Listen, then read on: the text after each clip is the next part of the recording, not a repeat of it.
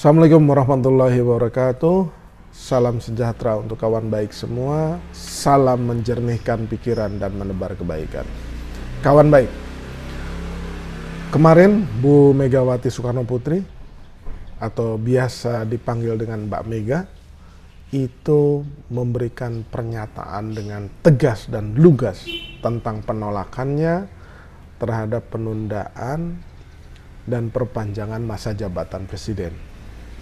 Nah, itu mengakhiri ya usulan, debat maupun wacana tentang hal tersebut. Tetapi yang menarik adalah Bu Megawati, kawan baik semua, itu berkaca kepada sejarah dan menyebut secara singkat tentang pengangkatan presiden seumur hidup. Ayahnya Soekarno di tahun 1963. Kalau tidak detail sekali, kita seolah tidak membaca pernyataan ini atau sepintas saja. Tetapi pengangkatan masa jabatan presiden seumur hidup di tahun 1963 ini disebutkan kembali oleh Bu Megawati agar kita berkaca ada apa dan kenapa dan apa akibatnya ketika masa jabatan presiden itu diperpanjang atau diangkat sebagai seumur hidup. Nah, kompleksitas politik itulah yang ingin kita ketahui. Nah, terus terang saja, memang agak sulit dan tidak bisa dibayangkan bagaimana kekacauan politik yang akan terjadi di kemudian hari.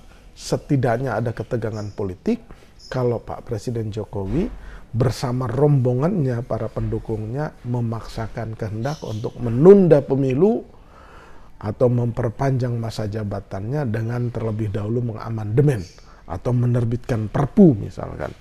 Nah, itu yang dikhawatirkan oleh Bu Megawati karena Bu Megawati itu mengalami sendiri bagaimana pahit getirnya peristiwa dilengserkannya Bung Karno. Gitu. Nah, pengangkatan presiden seumur hidup di tahun 1963 itu adalah memuncaki konflik politik di tingkat elit dan masyarakat ketika itu. Nah, kita mencari artikel dan ketemu artikel yang menurut saya setelah dibanding-bandingkan tentang apa sih yang dimaksudkan dengan Bu Megawati dengan menyebut-nyebut presiden seumur hidup di pidato kemarin. Setelah kita rangkum semua, melihat yang paling simpel dan mungkin menarik untuk kawan baik baca adalah di tempo.co. Judulnya adalah Masa Jabatan Presiden Seumur Hidup, Siapa Saja yang Mendorong Soekarno. Wacana perpanjangan masa jabatan Pak Jokowi juga ada yang mendorong-dorong. Nah, ini ada aktor-aktornya. Nah, kita ingin belajar dari pengangkatan presiden seumur hidup itu. Siapa saja sih yang mendorong Soekarno? Artikel ini dimuat di tempo.co pada hari Minggu 27 Februari 2022 pukul 9.27 waktu Indonesia bagian Barat. Itu ada fotonya Bung Karno dengan senyum. Foto ini diperoleh Tempo dari Getty Image, Jack Garofalo. Kita bacakan. Soekarno, proklamator sekaligus presiden pertama Republik Indonesia itu menjabat presiden sejak 45 hingga 67. Namun, 4 tahun sebelum lengser kedudukannya, Soekarno sempat dinobatkan sebagai presiden seumur hidup oleh MPRS pada 1963. Hal itu berdasarkan sidang MPRS, Majelis Permusyawaratan Rakyat Sementara, kepanjangannya, dan tertuang dalam ketetapan MPRS nomor 3 MPRS tahun 1963. Dilansir dari buku A.M. Hanafi yang terbit di tahun 98 dengan judul A.M. Hanafi menggugat kudeta Jenderal Soeharto dari Gestapo ke Super Semar. Dalam buku tersebut terdapat kisah tentang jabatan presiden seumur hidup yang diperoleh Soekarno. Di dalam buku tersebut, Hanafi menceritakan usulan menjadikan Soekarno presiden seumur hidup merupakan usulan angkatan 45 antara lain dirinya dan Chairul Saleh yang menjabat sebagai ketua MPRS saat itu. Alasannya usulan itu untuk mengantisipasi pihak yang ingin menjatuhkan Soekarno, baik PKI maupun TNI. Jadi ternyata usulan ini dianggap usulan yang paling baik untuk menghindari konflik dan ketegangan, bahkan upaya beberapa pihak yang ingin menjatuhkan Bung Karno. Ide itu terlihat seperti baik sekali. Jadi mendorong pemimpin bahwa hanya Bung Karno lah yang bisa mengatasi semua ini dan bisa mengalahkan lawan-lawan politik semuanya. Jadi sepertinya ini ide yang baik untuk mengurangi ketegangan dan konflik politik. Rencana itu dikemukakan oleh Kolonel Soehardiman di sidang umum MPRS pada 15/22 Mei 1963 di Bandung. Soehardiman dikenal sebagai perwira anti komunis. Nah, dulu Pak Soehardiman ini tokoh kalau tidak salah Soksi ya. Dia yang membangun salah satu sebagai pendiri Sekber Golkar, karena ketika menjadi menjadi tokoh yang anti komunis itu, beliau itu juga memiliki organ yang disebut sebagai gerakan kekaryaan. Perlu diketahui saat itu PKI sedang di puncak kejayaannya. Politik PKI meluas dan dukungan untuk mereka sangat tinggi, bahkan di pemilu Jakarta Raya PKI berada di urutan kedua mengalahkan PNI dan NU. Jadi dulu itu setelah pemilu nasional di tahun 1955 itu ada pemilu daerah seperti pilkada serentak sekarang lah, kalau tidak salah di 18 wilayah atau provinsi. Nah, di tahun 1957 itu PKI, Partai Komunis Indonesia, yang ketika pemilu 1955 itu berada di 4 besar atau urutan keempat setelah PNI, Masyumi, NU, baru PKI. Nah, di pemilu serentak daerah, pilkada langsung serentak di tahun 1957 itu, PKI itu juara. Nah, nanti akan saya bahas di tema tentang pemilu 1957 itu, ya. Bagaimana kemudian itu akhirnya membuat ketegangan politik semakin tinggi sebagai akibat dari kemenangan PKI yang hampir mayoritas. Kalau tidak salah dari tadinya sekitar 16% di pemilu 1955, nah di pilkada serentaknya di tahun 1957 itu ia melonjak di atas 20-an%. Nanti kita bahas tersendiri.